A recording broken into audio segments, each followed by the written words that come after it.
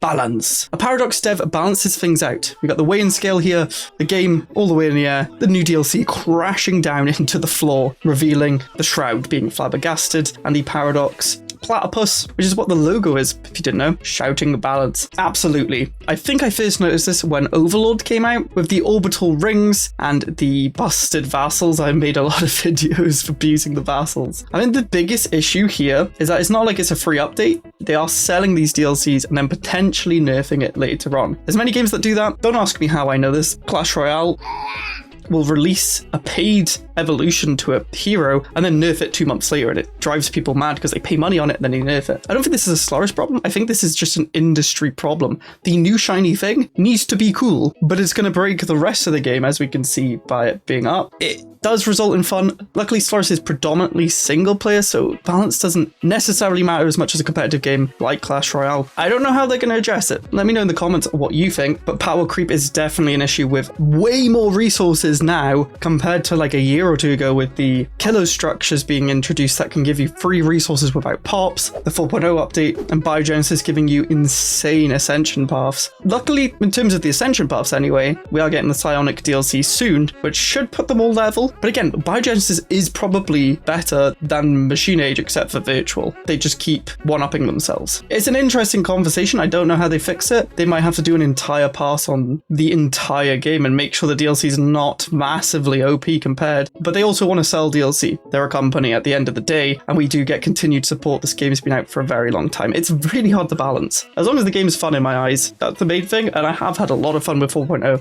Biogenesis, despite the bugs and desyncs and what this post is talking about, the horrible, unacceptable technical state of Stellaris 4.21. Dear Paradox, I'll preface this by saying we used to enjoy this game a lot and have all the DLCs purchased aside from Cosmic Storms, which have been on our to buy lists. Maybe don't bother. We've got 700 hours spent together in multiplayer games. However, there comes a point at which you can't put up with a product that's released in such a horrible state. With 21 patches after the release of an update that was supposed to optimize things, yet now it's difficult to even have a complete bug-free game from start to finish. I'm only talking about multiplayer. That's an important point, since we always play the game together at home. Just look at these videos from the 2 recent games we've just tried to play. Infinite desyncs. To have a 3-minute video here, I will just play this at 2 times speed. They are at year 2441, which is pretty much past endgame. Let's click play. They just desync. Yeah. And then they resync and they desync, I'm presuming. Yeah, they just keep desyncing. We'll get through the rest of the post and then address all the points. Next, they have frigates upgrading into deep space citadels.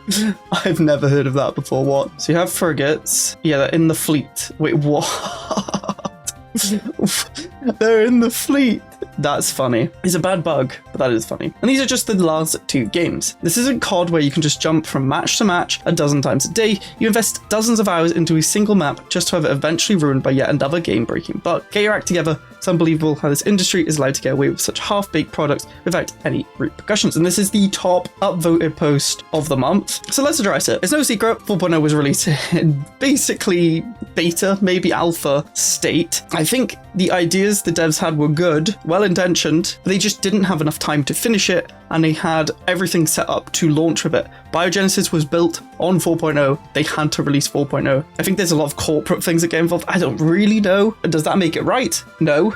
But can you understand why it was released? And then we had 21 patches for then the devs to try and fix it. Yes. Now it is in a better state, but it's not perfect. There's still things that break. We found a few in recent videos, like the whole rancher thing with the fauna build that I did. And desyncing is a huge issue, but let's be real.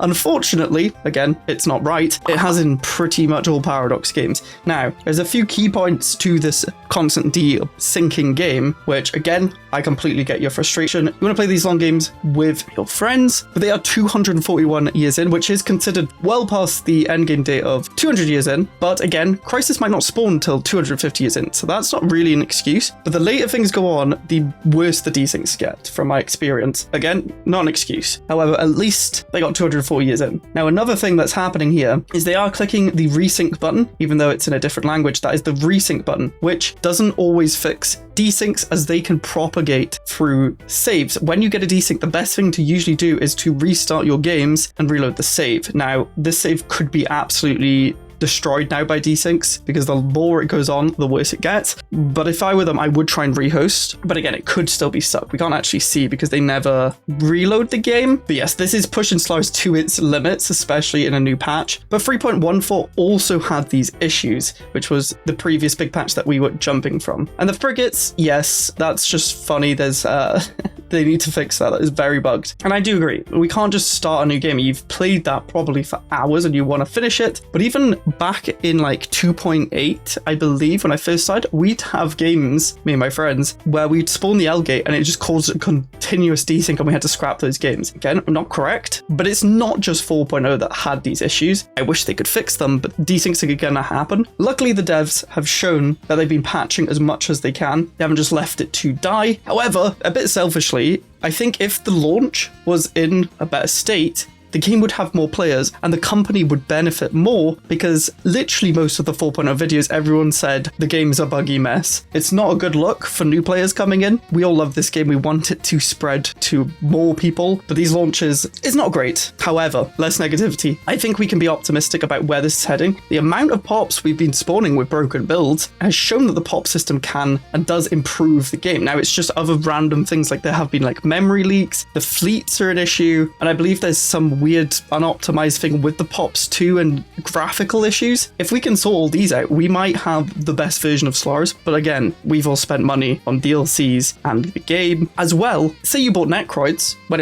you like Necroids, they completely changed how Necroids work, and they're actually really bad at the minute. It must suck if you literally bought that DLC because you love the gameplay and mechanics and what was sold to you, and then it gets changed. It's a really complicated situation. Maybe I need to do a full video because this is just off the top of my head. I do like the evolution, but there are also negatives. There's positive and negatives of both. No one can disagree that 4.0 had a horrible launch and the game is not optimized to what 3.14 was. I literally had to upgrade my computer because it started performing worse when I was recording and playing at like year 50, year 60. Hopefully though, the beta that's out that's looking at a lot of these issues and future patches do fix the game. Let's lighten it up a bit with a classic post. So it is decided by popular asterisk vote, the Gene Stealers shall have custodian over the galaxy.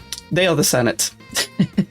That's relatively low diplo weight from all of them. What have you done to them? Probably stole their genes. Excuse me? Existential campaigns tech, Casus Belli. Existential expulsions. Yes, in 4.0 we did get this new tech, which means you can do total wars against anyone in the late game. It's a really nice addition, so you don't have to go the Colossus, and I believe they buffed up the Colossus Ascension perk too, which is really nice. Yeah, it doesn't conquer Starbase, it does destroy them, so like the Great Khan, so be careful when you are using it, as you will have to make claims on them, which is a bit annoying, but it balances it out a little bit. Who does this guy think he is? One elite?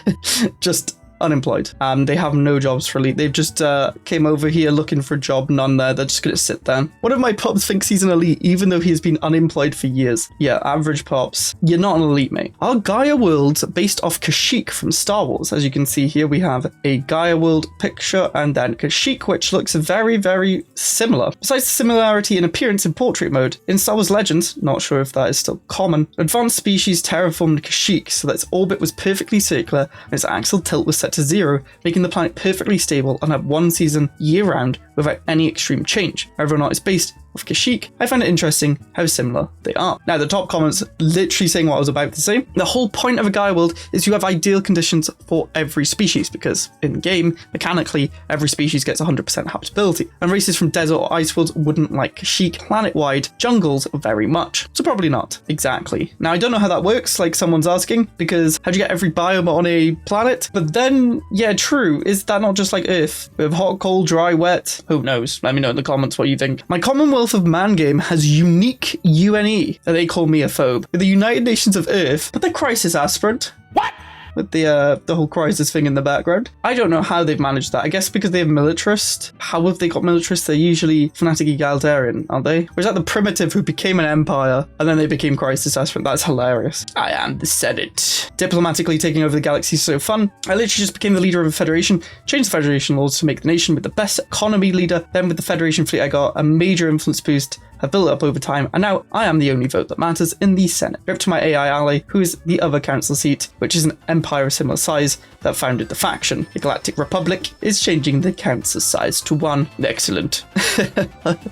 Fanatic purifiers are shaking and crying right now because they wouldn't be in them and they can just kill them. Found this weird system that allows me to see all around the galaxy. Maybe without too much spoilers, please, if it's related to an event. So this is the Starlet Citadel, which can link elsewhere, which is pretty cool. Having one in the galaxy can connect a lot of people up. The message you get after discovering another mega shipyard when you already have one. You have the text, but then imagine having 2. Oh, that would be so nice. 2 mega shipyards, pump out all the ships. Oh, I explored my entire galaxy. I'm the Fox Commonwealth. They have taken a picture like the previous one. They have explored every system. And it's just them. I don't know if they meant to do that. But something unrelated to this post, but we can see it. In console version, the wormholes have lanes between them so you can see where they go. Why do we not have this in PC version? It would be so nice. Because sometimes you just want to see the links on the map. Just a little toggle would be nice. You'll wish someone would declare war on you just so you can test your defensive infrastructure. Oh my word. So they got 3 deep space citadels, the L gate and a gateway. So this is internal egress. And then just a billion defense stations. Oh my gosh. This seems kind of inspired by the video I did because I said place them right here with disruptors on.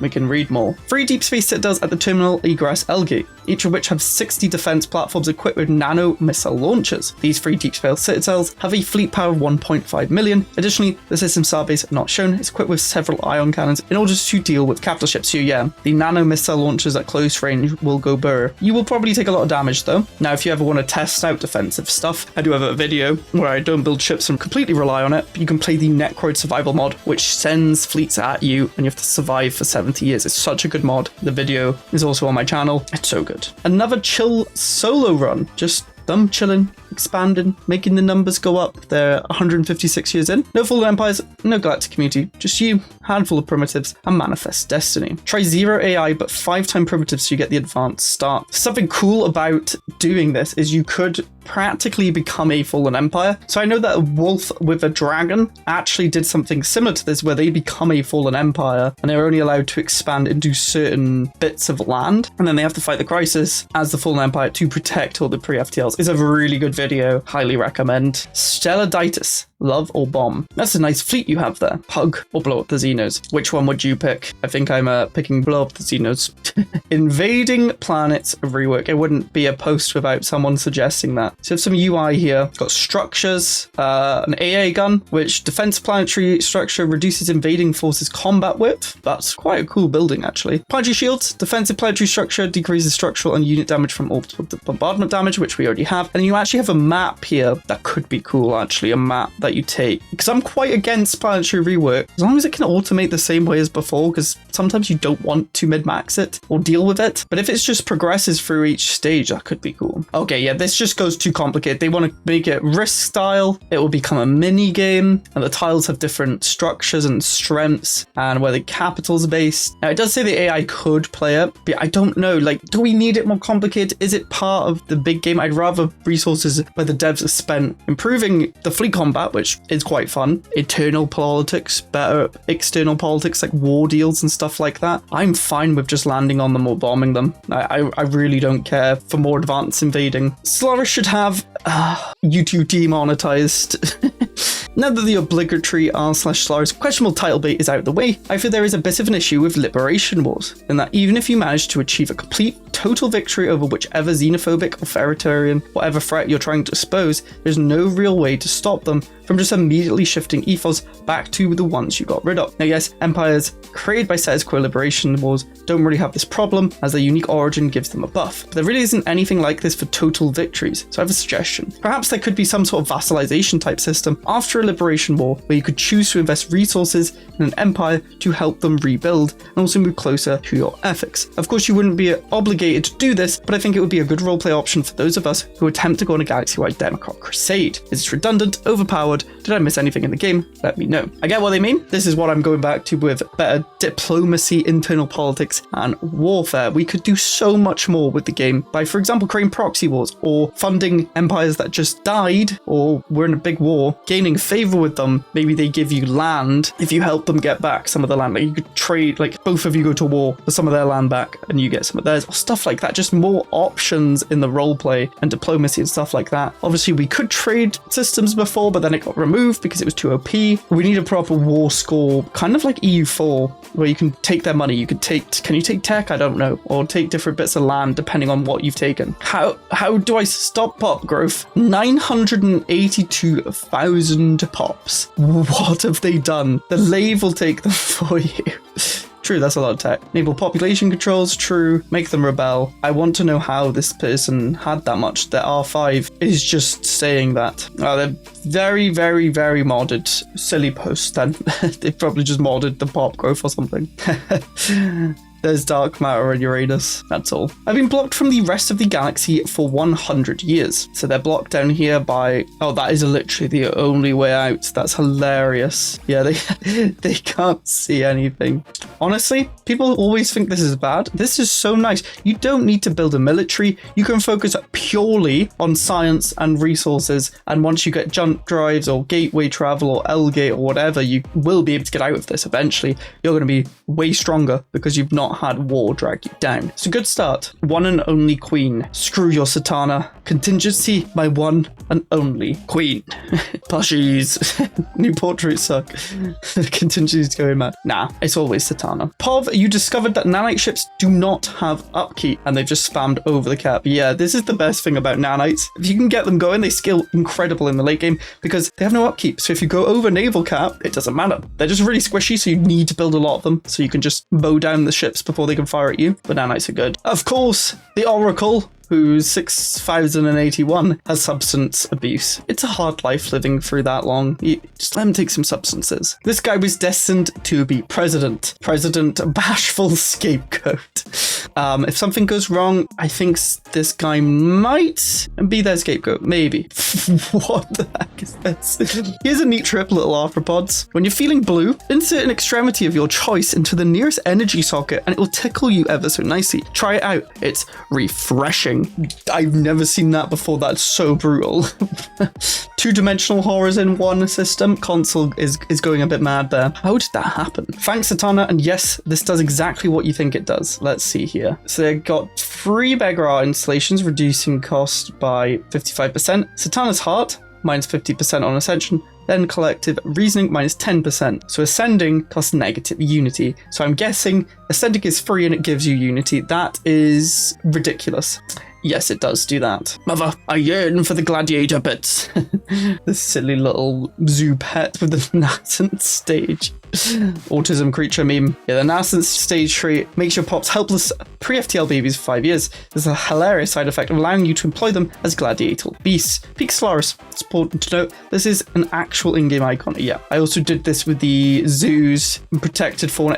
Nascent stage is so bad, but it makes for funny memes. One system, no vassal challenge. Good or nah? What the heck are these resources? That is incredible. 150 years in. They've got a Dyson sphere in a ring. I didn't think you could do that. Energy World, Alloy World, Science World, and a capital. 1.32 of them fleets. Yeah, they are one system. So when just stop machine, maintenance drones, and sovereign guardianship. Traits doesn't really matter. Prioritize Unity till you get virtual, then do what you want. Yeah, keep a segment unrepaired for minerals. Smart. I need to do a one system challenge or one planet challenge too. Is this a bug or feature?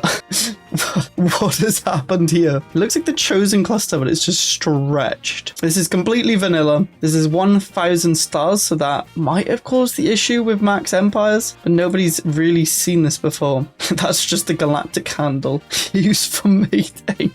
Now this is what I call distant stars. Great jokes. No wonder they went rogue. We aim to establish an embassy on Kelzaka, the future betterment of 6 Kel's diplomacy wants us to establish mutual embassies. Yeah, that's a great name. 72,000 trade on one planet. They've just gone with an econopolis that has 31 districts, all commercial nexuses, an orbital ring definitely buffing it up. Beautiful trade world, I can't lie. Hopefully converting it into Unity and consumer goods with Trade League. And yeah, I would love to get a branch office on that. And yes, this can be optimized more. If you built one city district on each of the archaeologies, you could build 9 or more trade buildings, which would give you slightly more jobs, which would make this go even further to the moon. Also, I don't know if it's ascended, I can't really tell from this screen. And if you had a trade governor here, one that buffs up trade, like from the NPC trader people, which I can't remember what they're called, but they sell you rare resources, this could go even crazier. If you did enjoy this episode of the Reddit reaction, well, don't worry, there's more reactions for you, as I got my Discord to send me the best memes, and if I laugh, I lose. Click here to watch it, and I definitely don't laugh, I don't. Click it now.